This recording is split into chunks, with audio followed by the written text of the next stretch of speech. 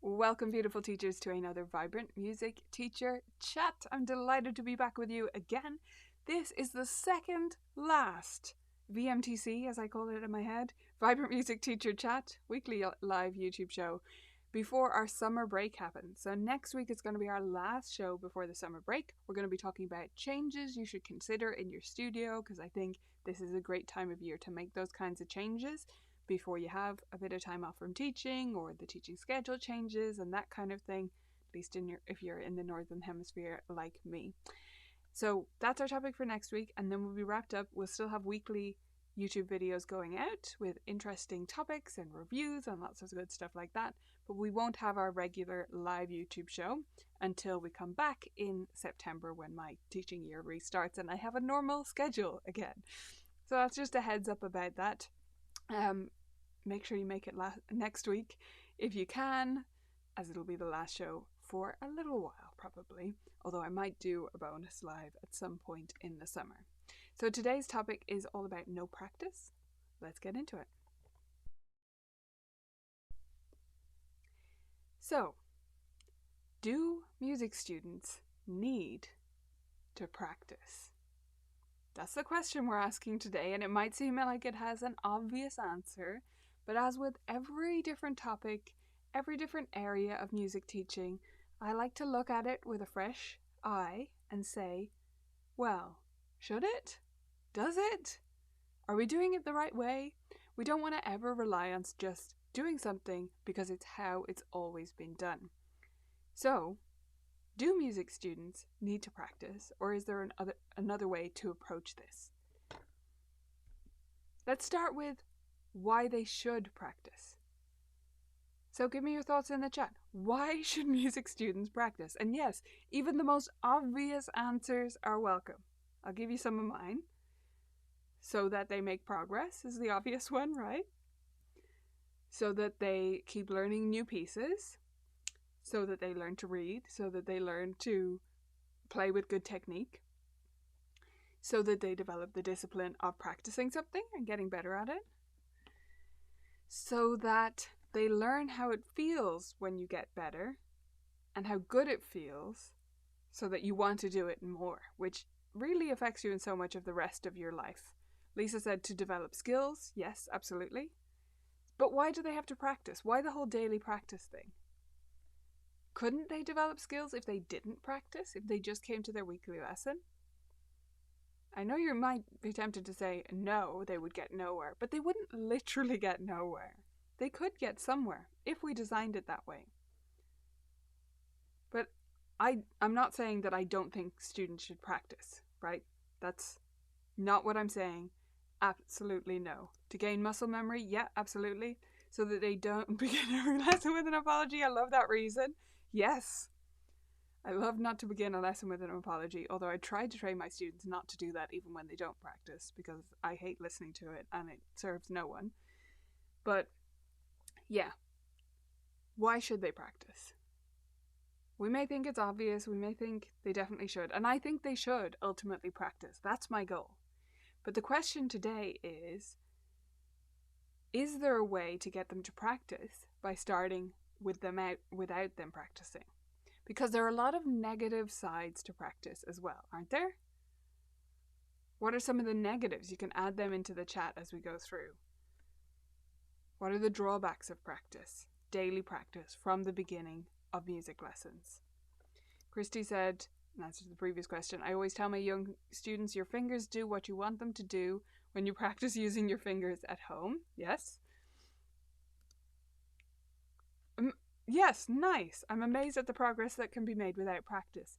And I would actually put to you that some of your students, especially beginners, who you think practice, not practice amazingly, but some of your students who you think, yeah, they're fairly steady, I'll bet you anything that some of them don't do any practice or do way less than you think. Because some students, especially in the beginning, they sort of get away without practicing at all, because they basically sight reading and just even their brain digesting what they learned the week before in the lesson without touching a piano. They come back and it looks like they've made some progress. So I think some of the students we think practice don't practice, and sometimes we need to recalibrate our expectations of what a practicing student looks like. So negatives then. Guilt is a big one. Yes, enormous. Guilt from parents, from families, on both sides. I'd say for the parents, for the students, when they're guilted into it or guilted about not doing it. They lose interest because of the monotony of practice, maybe. This is a guilt-free zone. Yes. Oh, sorry, it pulled up the wrong one. This is a guilt-free zone. Yes, absolutely. I don't like to hear apologies for not practicing or for getting something wrong. I mean, that's much, yeah. Drive-through practicing. Yes.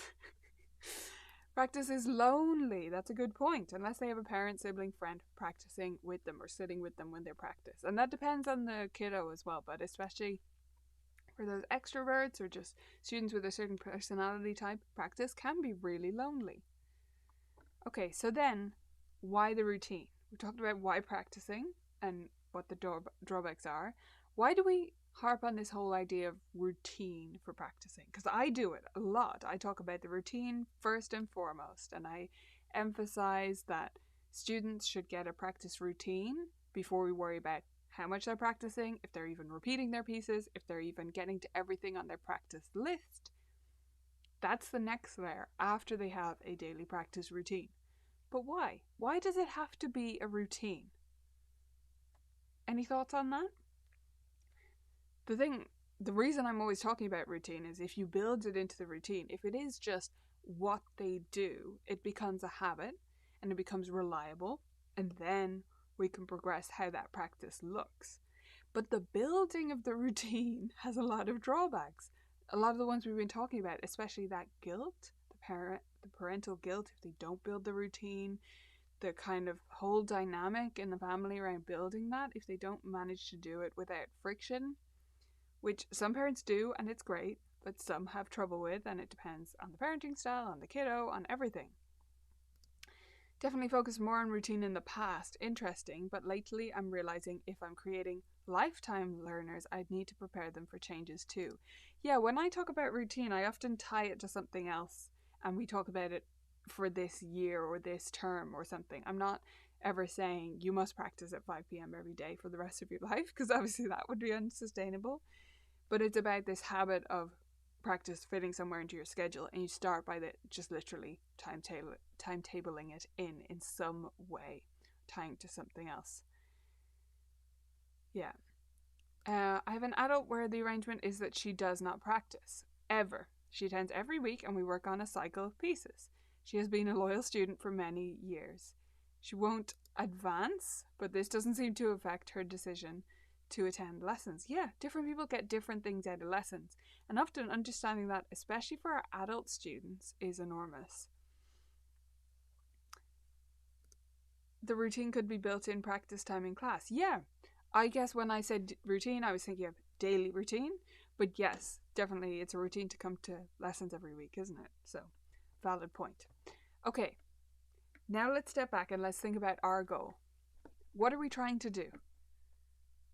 With practice, in general, what are we trying to do? We're trying to create lifelong learners, as just came up in the chat there. We're trying to create a love of music. We're trying to give students skills that they can use in music and outside music, maybe. What are you trying to do? And what about that goal leads you to want your students to practice every single day? How do those two things tie together? So the reason for the practice requirement or the need for practice with my goals of creating lifelong musicians, people who want to play on a Sunday afternoon with a glass of wine when they're older, or in a band with their friends, or whatever they want to do. That's my goal. So if I want to do that, why does that have a sub-goal or a target of getting them to practice? Here's my reasoning. I want them to practice so that they get to feel how it feels when you get better at a piece and successfully complete it and feel accomplished, feel a sense of progress, feel good about yourself as a musician. Because if they're going to continue playing and learning music and whatever they're going to do with music later, they need to understand that feeling. You practice, you get better, you feel great about yourself. Therefore, you want to practice. Because ultimately, we want them to want to practice, don't we? Right? That's the whole point in the end. Oh, sorry. Not J-Dot right now. So, what if we flip that? What if we try and get them to build their own motivation first by using a different approach to beginning lessons? Can we do that? Will it work? Will they learn about that feeling of getting better, feeling good about yourself, and therefore wanting to practice again to get better, to feel good about yourself? Will you learn to do that if you are not required to practice in the first place? Because again, the idea of that is you are forced to practice in some respect, or you're at least reminded, right? Someone builds that routine for you because you're a child. That's a separate conversation about parental involvement, but let's say they do. And then you practice. People praise you on how far you got. You feel really good about how you played that piece. You think you created beautiful music. And then it becomes a self-perpetuating cycle, right? But could we get students addicted to that feeling, usefully addicted to it, without first requiring the practice? Because I think that's only one route in, and I do think it works. I'm not saying that never works. I'm just saying there's an opposite way of thinking about it. So how could we build the motivation first? Now, the issue with trying to get students to start lessons, love it, want to practice, and then discover what practicing does and love it even more, and therefore want to practice more, and on, which I know we've seen happen with some students. The downside of that is that, let's say they don't. So they start, we don't require practice, they don't practice. They don't get very far with any of their pieces. They feel like they are just not good at music. They are unmusical. And so they quit, and they never reach this feeling of, I practiced, I got better, my piece sounds awesome, I'm amazing, we're all amazing, music is amazing. That we want for them. So that's the downside. So how can we melt those two together? Because we love this idea of the student is motivated by themselves to practice, and therefore they do, and therefore they get better, and they sort of develop a practice routine by themselves. I mean, that's a dream, right? We love that because we don't have to nag any parents or bother anyone. It just happens. But how do we stop that from, how do we prevent ourselves from taking a gamble based on, I'd say 90% of students who start with just, there's no practice, do what you want. I'd say 90% of them don't start practicing. And it's because at home, there's so much else going on. There's so much else in their life. So if we just start regular lessons, don't require practice, don't change anything about how we teach, and just hope they will start practicing, most of them will not. There's my hypothesis. Disagree with me if you will. But I think the solution to these two things, if we want to do a no practice approach, is it has to be time limited, time bound. So for me, that's where I came up with this curriculum that I'm now running called Piano Launchpad. And the idea of this curriculum is it's for your first year of lessons. There is no practice requirement for year one. That's it. So if they get to the end of that first year and they have not found this little bit of practice that they're doing just of their own volition on a completely unstructured way, and there was no assignments or anything like that, but they've just been doing it because they think it's fun. If they haven't found that, and we go into year two, there was no practice required last year going into year two, because you were in Piano Launchpad. Now there is, and now we involve the parents. So either way, the parents now get involved, and there's going to be a routine developed. So I'm not saying, no, we shouldn't require practice. We're hoping students will do it just because they're motivated to learn. We're still hoping for that eventually. But the magic of starting with this with year one is some of the students from my class of 4 75%, 3 out of the 4, did just start practicing little bits by themselves. But the class was structured in a way that the 4th student who didn't really, actually they did more recently, so I'll take that back, 100% did at least some practice by themselves. But even when they didn't, the class was structured in a way that they weren't left behind, there was no issue, right? And no one is made to feel guilty, there's absolutely no guilt. And piano isn't lonely because it's this group class. So I want to tell you more about Piano Launchpad and how that works, and yeah, see whether it might be a good fit for you, or if you want to try something similar. If you totally disagree with me, that's fine, but this is a different approach. And I came up with it because of this idea of just having this different option for students and for parents.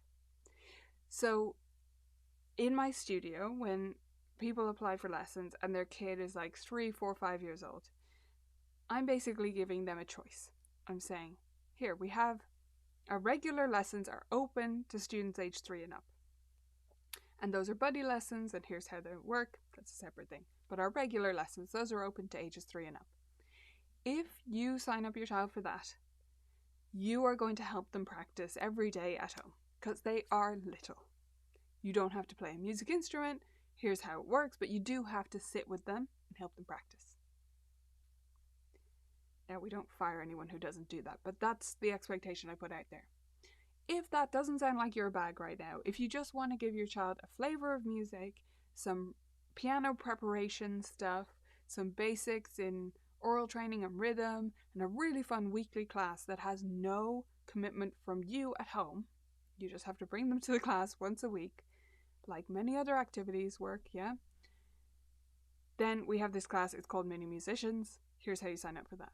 So we're giving parents a choice, we're putting it in their hands, and therefore I feel a lot better about the parental involvement piece of our young beginner lessons, because they know what they're signing up for, and they do have a choice. It's a genuine choice. It's not, well, you have to commit to daily practice because you want some kind of music lessons for your child and there's nothing else in the area. No, you could have done this other thing, you're doing this, and then they buy into it, right? So I don't have to reinforce it as much with them. I wanted the same thing for my older students. That's what I wanted. I wanted something like that, but for my older kiddos. Not older beginners, but like average age. What would have been average age before? Now a lot of kids start at 4 or 5, but 7, 8, 9, 10-year-olds. What about them?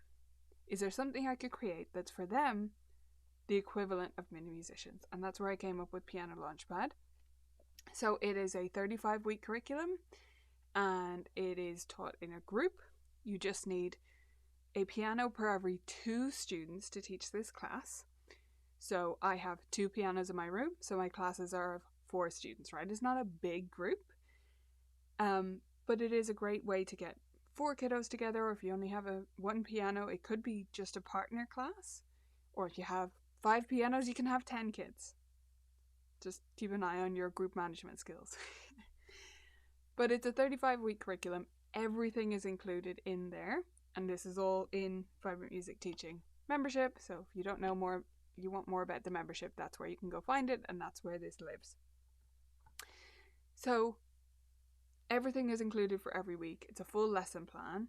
What I'm going to do is go through a couple of weeks to give you an example of what these look like, okay? Oh yeah, it's here. So I'm going to go through week 2. I'm a little bit slightly more awkward than usual because my second screen died, but that's another story. I can tell you at the end if you're curious. So week 2, this is what that class looks like. Again, I have 4 students in my class. You might have 6, you might have 8, you might have 2. We start with an oral warm-up in every single class. The oral warm-up in the second week is high-low, right? So you play examples of high notes or low notes on the piano. And if you play a low note, they need to sit on the floor. If you play a high note, they need to stand and stretch their arms up, right? So the group is doing that. And then you play the first examples, and then each student gets a chance to play them as well. So they're just learning about high and low, basic piano concept, basic music concept. Then we do relative rhythms, which are my cards where A semibreve or a whole note is 4 times the length of a crotchet or a quarter note, right? So we just make a sort of rhythm tree, a note valued tree, out of those to start to get familiar with some of the note values. And then we have our physical warm-up. So every lesson starts like this: oral, rhythm, physical. And our physical warm-up at this stage is just key flops. So we're just falling into the keys and literally like into a cluster of keys at this stage. That's all they're doing. And then as it progresses, they'll be falling into one key, developing that arm weight and the nice relaxed approach to playing the piano. And all of our technique kind of develops from there and gets all the way into playing like a nice legato pentascale by the end of the curriculum. Remember, there's no practice happening at home, so everything is a slower progression, but they do still get somewhere. Then we introduce a new piece. So I'm going to show you this. By the way, this was the prize for our recent challenge. We gave away these books. So we have the student book. So all the music, I should have said this, all the music is included in the curriculum, because anything that I put on VMT, I'm never going to get you to go buy anything else. Unless you like don't have a small drum or something. That's the maximum of what you'd have to buy. So all the students' music is included. There's a separate student book, and you can choose to just keep that at your studio because they don't have to practice. Or you can print a copy for each student if you want to say, I'll keep this at home. If you ever feel like playing anything, you can, right? And then leave it at that. Don't require them to practice after that. This is the piece they're doing on week 2. So it's called Star Sleet. And every piece, it starts with pre-reading, very simple. Every piece has 2 sides. I'm going to have to step back for this. So it's a duet. There's a primo and a secondo. And at this level, at the very start, this has come through much experimentation, but at the very start, they both have the same rhythm. So if there's any variation in the notes, then the rhythm is the same in both parts. And if there's a variation in the rhythm, the notes are the same, or it's much simpler, right?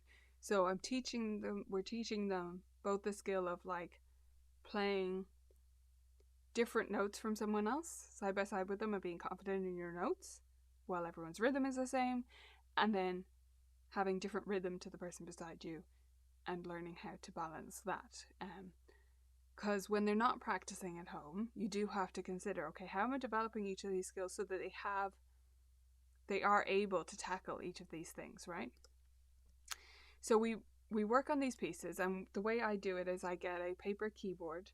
I don't have one here in this room, but it's just literally a 2-octave paper keyboard, and we have them in VMT as well. And we tap it out on the paper keyboard. The reason we do it this way, rather than just letting them sit at the piano and get it wrong and find their way to it, I have no problem with that. But the students then feel like they're getting it wrong a lot. Whereas when they're right at the beginning, if they play it on a paper keyboard first, if some of them are like on the wrong piano keys, doing their finger numbers backwards, like doing 2 where it's supposed to be 4, 4 where it's supposed to be 2, they get to go through it a few times with no one listening to their mistakes, right? And we also cultivate an environment where everybody's okay with making mistakes, but in that beginning stage, it's really important, I think, that they get to tap it out sort of in their own way, and nobody's really looking at what they're doing before we take it to the piano. And then the way it works is we work on one side at a time. So we play the primo part and we all play the same thing. Then we work on the secondo part and we all play the same thing. And then it depends on the class from there, honestly. Some of them will then be able to put that together as a duet. Some of them won't be ready for that yet on week 2, and that is fine. After that, we play a game. In between the primo and the secondo, we play a game, which is musical alphabet memory, so working on the piano keys. And then after we do the secondo part, we play another game, which is Star Seekers, which works on note values. And then we do improvisation and review. So I like to swap those actually when I do the class, but you can do it whichever way around. Our review in week 2, which we have our week 1 piece, which looks like this. So in the beginning of this book, what I've done is I've sort of alternated or gone between your pre-reading style pieces with finger numbers and on staff pieces where there's letter names, because I actually want them to be experiencing like different octaves on the piano, not stuck in positions, but at the same time, and encountering the staff, but at the same time learning to navigate directionality and things through the finger numbers. So it's a mixture. I don't stick with one method because I found that gives them an easier transition to actually reading on the staff later. Okay, so we do our review of last week's piece and our improvisation, which is kept very simple to finish up. Okay, I'm gonna skip ahead. Oh yeah, that's a great idea, Novelli. So you can use it absolutely on your screen. Yeah, or send them copies if they want to have their own copies, or they can print it themselves if you're teaching them online, whichever you prefer. But really handy. And as with anything from Vibrant Music Teaching, by the way, you can use it your way. This is not a licensed curriculum. You don't have to do it exactly my way. Nothing is prescriptive. It's all there, and you can do it exactly the way I say if you're like, want a method to follow. Or you can take the student book and use it in some other imaginative way with your students, and that's fine. Okay, I'm going to skip ahead roughly to the middle. Let's go with week 18. Okay, so week 18, just to describe this lesson to you briefly, the oral warm-up for this week. Before I do that, actually, if anyone has any random questions, do go ahead and shoot them into the chat right now, and I'll stick around to answer those. So our warm-up for week 18 is, the oral warm-up is just listening to a piece. So we do this every second week from a certain point in the curriculum. And that is The Flight of the Bumblebee this particular week. You can vary these pieces if you want and just include your favorites. That's fine. I've tried to just mix it up, different styles, different genres, that kind of thing.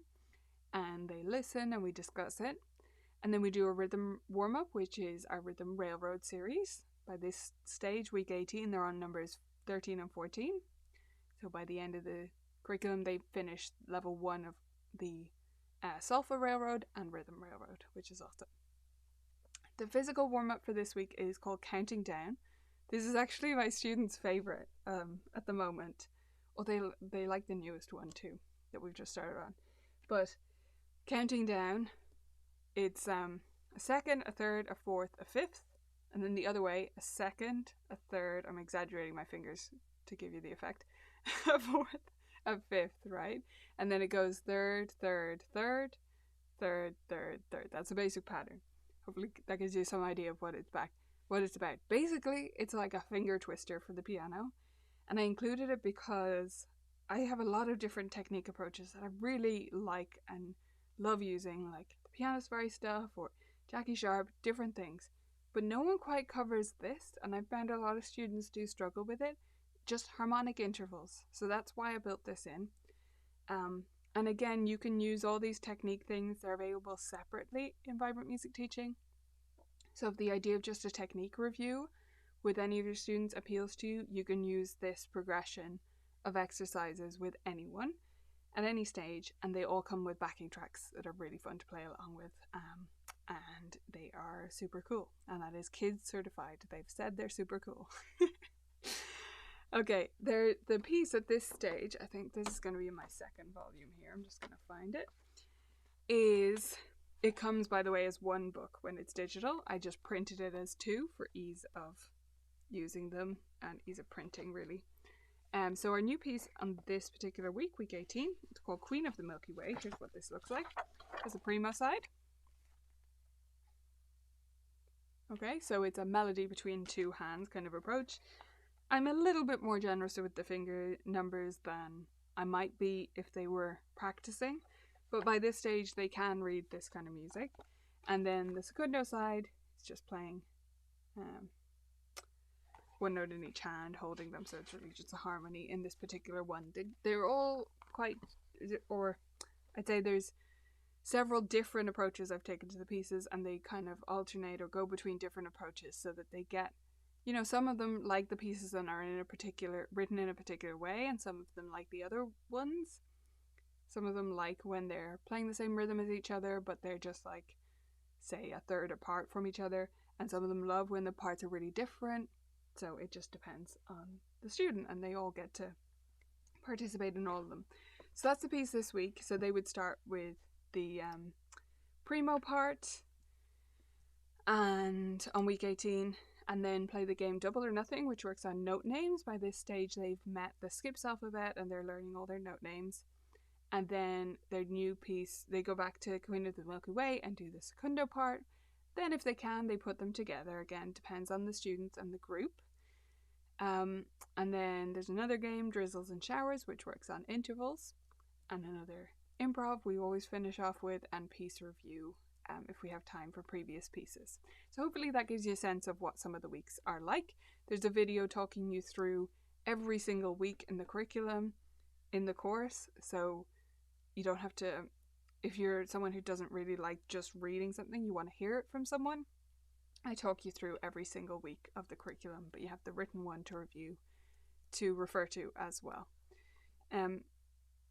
I just wanted to go through some of the objectives to give you an idea of what we're trying to get out of this curriculum. So I thought to myself, okay, we've 1 year, 35 lessons, not expecting any practice at home. What can we achieve in that time? And for me, I decided I want them to know their way around the piano, rock solid with piano keys and where they are. Basic, but very fundamental, right? Very necessary. Be able to name and play intervals up to a sixth. I wanted them to name notes across the grand staff with some working out time, but they can do it. Understanding the note values, I'll say them in Kadai first. T, ta, ta, 2, ta, 2, 3, ta, 2, 3, 4. Or that's quavers, crotchets, minims, dotted minims, semi-roofs. Or that's eighth notes, quarter notes, half notes, dotted half notes, and whole notes, right? So it's a range of rhythms we're covering, as well as a few rests. They have the basic technique for non-legato playing, legato, 2-note slurs, and 3-note slurs. And they're comfortable singing in solfa using the notes mi, so, and la. And finally, they're able to play in time with others and listen to an ensemble while playing their part, which is one of my favorite outcomes and something you just don't get when they start in solo lessons.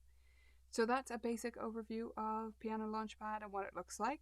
Again, let me know if you have any questions, anyone in the chat. Cecilia asked, how many minutes is this class? 30, 45, 60?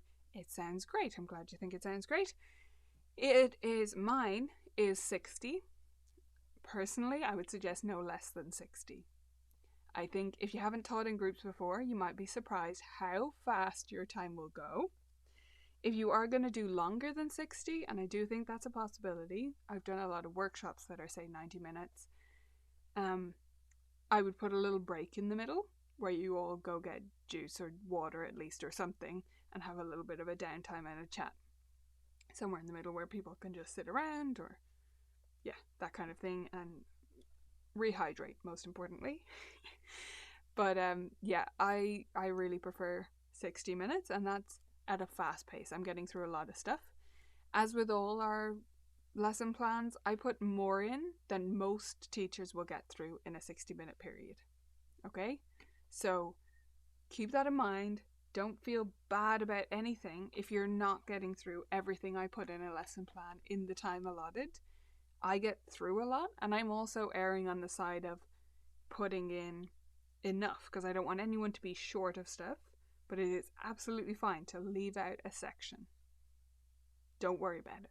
Leave out the second game or the piece review or some section or other, or start alternating like oral warm-up, rhythm warm-up if you find you're short on time. But yeah, I would suggest 60 minutes. Okay, so that is Piano Launchpad, just catching up on the chat. Incognito options. Yes, I love it. I already put that one up. Start with some rhythm to calibrate at first. Thank you for calling me wise. My plan is to do 30 minutes 2 times a week. Interesting. I found that kids that don't practice progress better with 2 shorter lessons a week. Interesting approach. I like it. With my only hesitation with that, and I'd say this is somewhat easier for you teaching online, Nefeli, is parents wouldn't want to come over here 2 times a week. That would be where I might see a lot of pushback on that. Maybe it would be viable, but I think definitely online, I think that's even more an option that can work. And I think yeah, that's great. It's almost like they're practicing twice a week then, they meet the same stuff. I think you wouldn't get through as broad a curriculum doing it that way. I think you would end up covering more things more in depth. Whereas some of the pieces we do in Piano Launchpad, it's really just like a taster of what they're like, and then we move on and we don't feel bad that we didn't master them. And then we take some that we really work on a bit more and they really like them and they master them. For instance, Ode to Joy, which they did for our recent recital, right? And that was because it was their favorite, so we would go over it a lot more. Yeah, for sure. Okay, thank you all so much for joining me. We're going to be back for one more live before our summer break next week. And that is going to be about changes you can consider right now in your studio. I hope you'll come along to that same time, same place next week.